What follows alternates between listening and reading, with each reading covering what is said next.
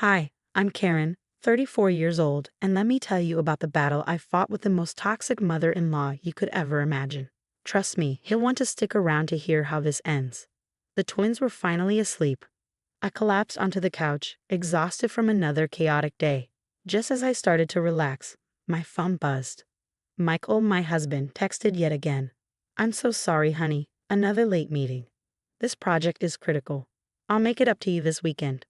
I sighed, typing back, "It's okay. I miss you though." It was the truth. Between his endless business trips and late nights, I was practically raising our 5-year-old twins on my own. And then the doorbell rang. My heart sank. Not again. Peeking through the window, I saw her, Monica, my mother-in-law, standing there with her signature scowl. I opened the door reluctantly. "Karen, why aren't you answering your phone? And why is there a toy in the driveway? That's dangerous." "It's 8 p.m., Monica. The kids are asleep." Well, if you were a more organized mother, they'd be in bed by 7:30, when Michael was little. "Monica," I interrupted, my patience thin. "We've talked about this. Please don't show up unannounced." Before she could launch into another lecture, my phone rang. It was Sarah, my old work friend and a much-needed lifeline. "Karen, you're not going to believe this," Sarah said, her voice buzzing with excitement. "Thompson and Brooks is hiring. Senior Marketing Director. This could be your comeback." Later that week, I met Sarah for coffee. "I miss work so much," I admitted, stirring my latte. "The twins are in kindergarten now. It feels like the perfect time." "Of course it is. Remember that campaign you led? Increase sales by 40%.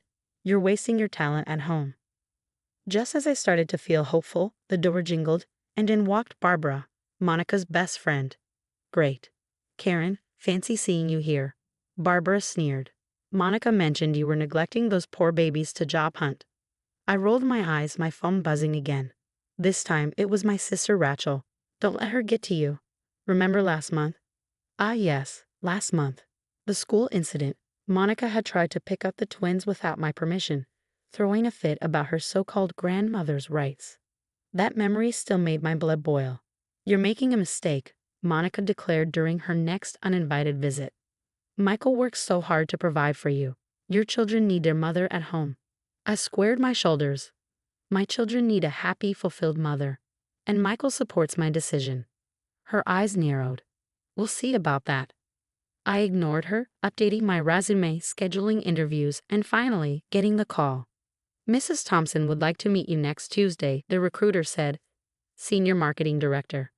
I hung up, my hands trembling with excitement. Rachel agreed to watch the twins, and Sarah helped me pick out the perfect outfit. "You've got this," Sarah said firmly. "Don't let Monica hold you back." Little did I know, Monica and Barbara were already scheming to sabotage everything I'd worked for. That evening, Monica called. Her voice screeched through the phone as I ironed my suit. "Going back to work is the most selfish thing you could do, Karen. Michael's job requires him to travel, and those babies need their mother." "The twins are thriving in kindergarten," I replied calmly, "and Michael supports my decision." "Oh, does he?" she hissed. "We'll see what he says when he finds out you're abandoning his children." I hung up, shaking. Michael was out of town for a week-long conference, and his absence always emboldened her. "Rachel, are you sure you can watch the twins Tuesday?" I asked, pacing. "Stop worrying," Rachel reassured me. "They'll have a blast. Monica won't even know where to find them." The next morning my phone buzzed. A frantic text from Sarah. "Karen, heads up. Barbara was bragging at the office about teaching you a lesson. She knows about your interview."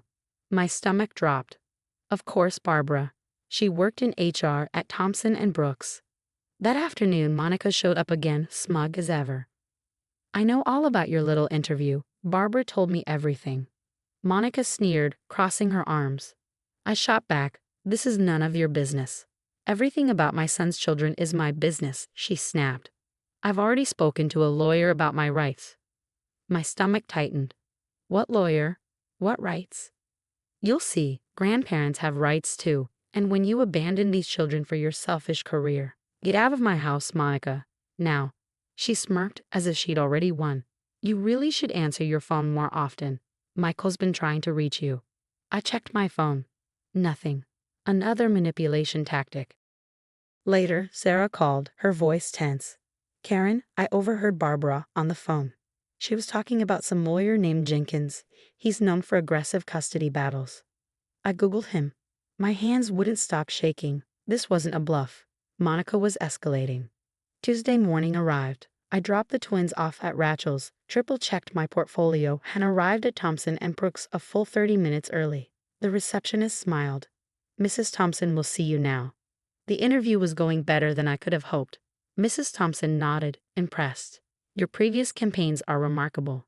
Why the 5-year gap? I chose to stay home with my twins until they started school. I explained confidently. Then the door burst open. 2 police officers entered, followed by Monica, hysterical and pointing at me.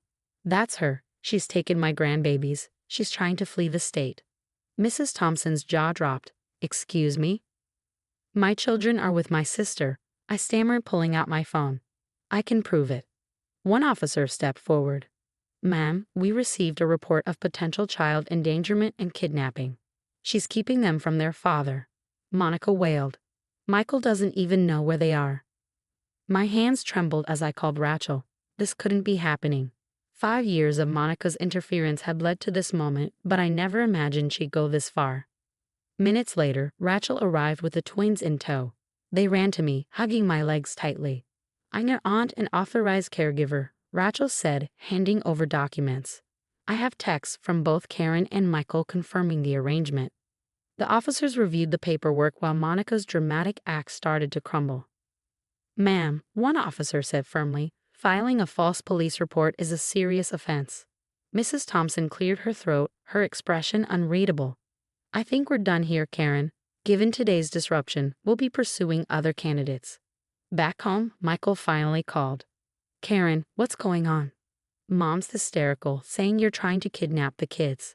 Your mother just destroyed my job opportunity. She called the police during my interview. She was just worried about the kids. Stop defending her, Michael. This has to end. That evening, Sarah called with shocking news. Remember Michael's ex, Jessica? I found her on Facebook. You need to hear her story. The next day, I met Jessica over coffee. Her face was pale but determined.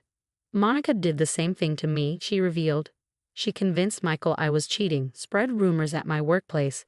I had to leave town to escape her harassment. My jaw tightened. How many others? At least 3 that I know of. There's a whole support group. I spent the next week gathering evidence.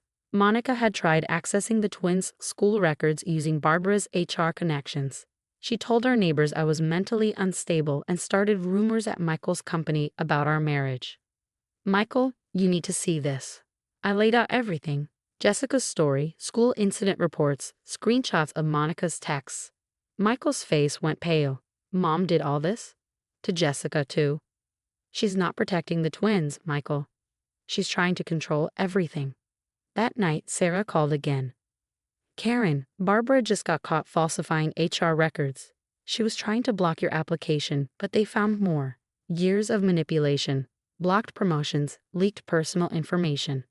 Michael finally confronted Monica. How could you do this? To Karen, to Jessica, to all of them. I was protecting you, she screamed. These women aren't good enough for you. No, Mom, you're the one who isn't good enough. Stay away from my family. After everything I'd done for you, that woman has turned you against me. Karen showed me the truth. We're done, Mom. Don't contact us again.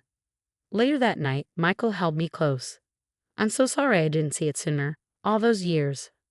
I started a detailed log of every interaction with Monica. Rachel helped me install security cameras, and Sarah connected me with a support group for victims of toxic in-laws. We're building a case, my lawyer explained. If she continues harassing you, we'll be ready. As I lay in bed that night, staring at the ceiling, I felt an unfamiliar sense of peace. Monica's web of lies was unraveling, and this time I wasn't afraid. I had the truth, the proof, and most importantly, Michael finally saw his mother's true nature. Whatever Monica planned next, we were ready. After the Thompson and Brooks disaster, I decided to bet on myself. 6 months later, my marketing consultancy was thriving. Mrs. Parker from Latitude Brands called. They want to double their contract, my assistant announced, beaming. I smiled, still amazed at how far I'd come. My phone buzzed. It was Sarah. Karen, turn on the local news. Barbara's scandal just exploded. The reporter's voice filled my office. Barbara Mitchell and Monica Wilson are under investigation for extensive financial fraud. Sources reveal the two used their positions to embezzle funds from multiple companies over the last decade. Before I could process, Michael's brother Tom called next. Karen, I just saw the news. I had no idea Mom was involved in Barbara's schemes. All these years she told me you were the problem. She manipulated everyone, Tom, I said gently. I know that now, he admitted, his voice heavy. I found the letters she hid, birthday cards, Christmas presents for the kids. She intercepted everything, claiming you and Michael didn't want us in contact. Later that week, our lawyer updated us on Monica's situation.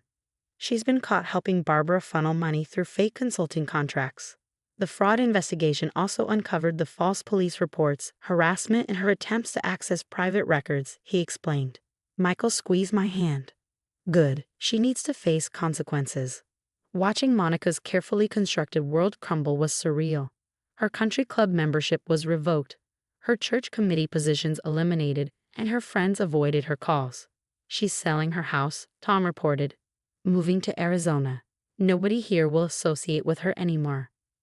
Meanwhile, my business continued to flourish. I landed major contracts, hired more staff, and even opened a second office. Mommy, look. The twins ran in, holding their school awards. We got highest marks in art and math. That's amazing. Should we show Daddy when he gets home? Yes, and can we have pizza to celebrate? The doorbell rang. It was Linda, Monica's former neighbor. Monica asked me to give you this letter, Linda said hesitantly. She's filing for bankruptcy. Says she's changed and wants to make amends. I took the sealed envelope. Thank you, Linda. But no, thank you. I placed the letter in the trash. Some bridges can't be rebuilt. That night, the twins, pajama-clad, begged for one more story before bed. As I tucked them in, I glanced at Monica's unopened letter. Some people never change, but I had. I was no longer the scared daughter-in-law desperate for approval. I built something beautiful, a thriving business, a stronger marriage, happy children, and a life free from toxic influence. What would you do if you discovered your mother-in-law's protective behavior was actually a pattern of destroying every relationship in her son's life? Would you expose her immediately or gather evidence first, like I did? Let me know in the comments. I'm especially curious to hear from those who've dealt with toxic in-laws who tried to control their children's lives. Have you ever experienced someone weaponizing grandparents' rights? This story came to an end, but there are countless others of people standing up to toxic family members. If you want to hear more about how others overcame similar situations, hit subscribe and turn on notifications. Your support helps us share stories that many are too afraid to tell. Stay strong, because sometimes the family you need to cut off is the one you married into. Drop it if you agree.